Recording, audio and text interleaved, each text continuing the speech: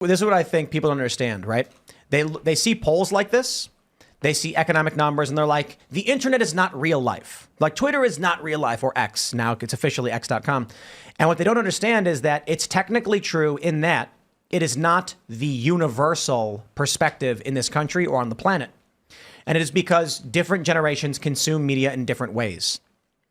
But when you go on X and you see that there is a 50, like there's no way Hassan Piker is ever going to say, yay, go cops. Well, unless, of course, they're arresting like Sam Hyde or something, right? I mean, literally, like the moment the cops go after the enemies of the left, they cheer for it. But Hassan's never going to go on his show to however many viewers he still has. I don't know. He used to have like 40K. There's never a circumstance where he's going to be like, hey, look, I think just generally speaking, cops are very good and I heavily favor them 75% of the time. Never going to happen. His audience would be in revolt. We then go, but the internet's not real life. Only because his audience is comprised of like 24-year-olds, 22. Well, actually, I think they were like 18 to 22. And that's many of the left. They're young. On a show like this, majority of the people who are watching are like, I think it's 33. And then we have a recent uptick among younger 18 to 24. I think Gen Z getting the shaft is really starting to light a fire into them. And then we do have a lot of people who watch who are, who are older for sure. But the majority skews towards the 30s. So when you're looking at the comments and opinions on this show, there's a lot of people being like, Tim has no idea what he's talking about because he's not talking about what I see. There's a lot of people who like to post online and they say things like, actually, I saw this on, I think it was on Gutfeld the other day. Bill Maher was on Gutfeld. It was it was pretty amazing. He's trying to sell a book, so he's going everywhere. Yeah. And I think it was, what's her name? Perino? I can't remember. Dana Perino. Mm-hmm. And she was saying, I love this talking point because it's just so naive and ignorant. But she's like, everybody thinks that there's this big divide, but you go outside and you see it's not really there. It's people are getting along. And it's like, ma'am, you live in a neighborhood where everybody lives in a similar standard in a similar way. So if you're in the suburbs of Chicago and St. Charles and you go outside, you're like, hey, nobody's fighting. It looks like all that stuff on TV and the internet's not real because I go to my grocery store and nobody seems to be upset. Yes, because you live in a block that is, for the most part, more politically homogenous. But if I tell you, you leave that place and go to Portland, you're going to be like, did I just enter a war zone? In a completely different world. This is the remarkable thing that people think.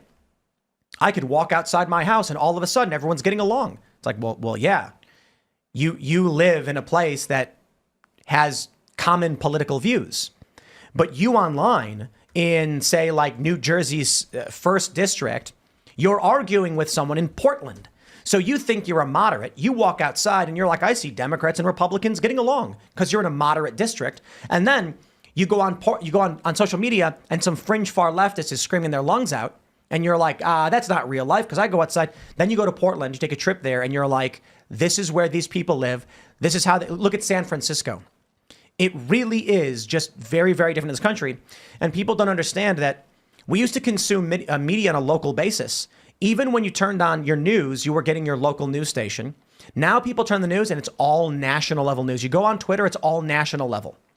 People don't realize your local community is not the same as every other community. And so they think everything's fine once you go outside. Then they go on Twitter and they're like, you people don't understand. But I tell you, when the older generation who consumes media at the local level is as soon as they age out, pass on, it is going to be, man, I tell you this, younger people are not watching local news. They don't know who their city council people are. They don't know who their state reps are, their state senators. There is going to be abject corruption at the state level because no one pays attention to local news anymore. It is only the older generation that turns on local news to get their news. Because your local news station is going to report on Joe Biden. It's going to report on Boeing. It's going to report on these big stories. And then it's going to tell you about, I love this. I was in New York watching New York 1 or whatever. And they're like a water main break over on 3rd Avenue. And it's like, you're not going to get that news on CNN. Why would they talk about a local pipe break? It doesn't make any sense. But you'll get it on your local news. Young people don't consume news this way. And so it's going to be really interesting how this country becomes nationalized because of this.